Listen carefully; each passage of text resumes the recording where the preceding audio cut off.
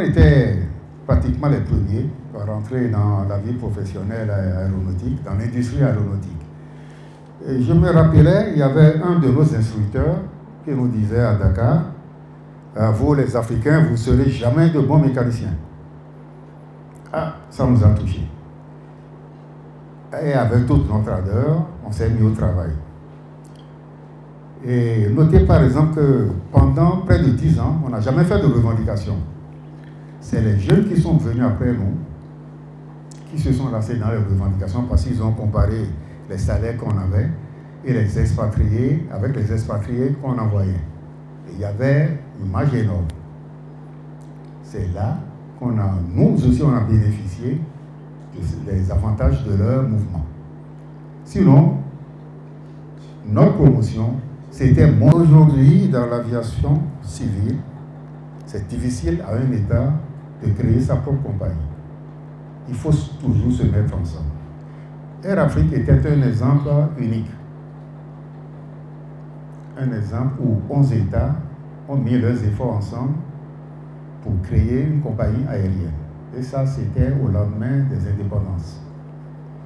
Ensuite, il y a eu les ambitions personnelles qui ont prévalu, la mauvaise gestion qui ont fait disloquer cette compagnie. Tous ceux qui pensaient qu'ils pouvaient créer une société aérienne, ils ont tenté, mais aujourd'hui, c'est l'État qui met l'argent dedans. Ces compagnies ne rapportent pas, à vrai dire. Ça ne rapporte pas. Et juste avant de quitter l'aéroport de Cotonou, il y avait Air Sénégal. Son dernier vol a été bloqué sur le parking. Pourquoi? Il devait de l'argent à la Sonacop. Ils prenaient du carburant, ils ne payaient pas. Ils avaient un compte et le montant augmentait. Finalement, la Sonacop a porté plainte et un de leurs vols a été bloqué.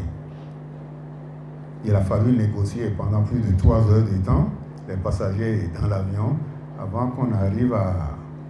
Ils ont raclé tout le fonds qu'ils avaient à Cotonou.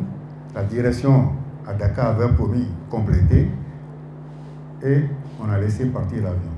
Quelques temps après, l'avion aussi et la compagnie a été dissoute. Le Sénégal Airlines est revenu sous le nom de Air Sénégal. Pourquoi les compagnies font ça? C'est juste pour ne pas supporter les dettes de l'ancienne compagnie. Il y en a beaucoup en Afrique.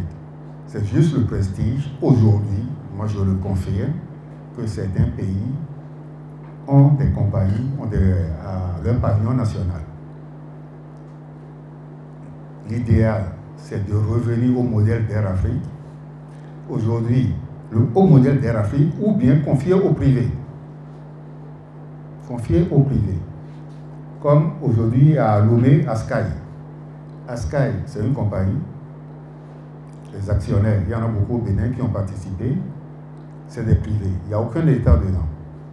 Mais ils sont associés à Ethiopian Airlines, une vieille compagnie qui leur a loué des avions. Et aujourd'hui, cette compagnie tient encore le coup. Askai à Lomé. Donc voilà un peu ce que je peux dire à ce sujet. Montrer à ceux-là qu'on était capable. On était capable de travailler comme eux. Et finalement, on a démontré. Et aujourd'hui, il y a plein d'Africains qui sont dans les centres de maintenance en France, qui sont aux États-Unis, dans les aéroports. Et ça, c'est la démonstration de nos savoir-faire. C'est à partir de là que nous disons qu'il faut perpétuer ça.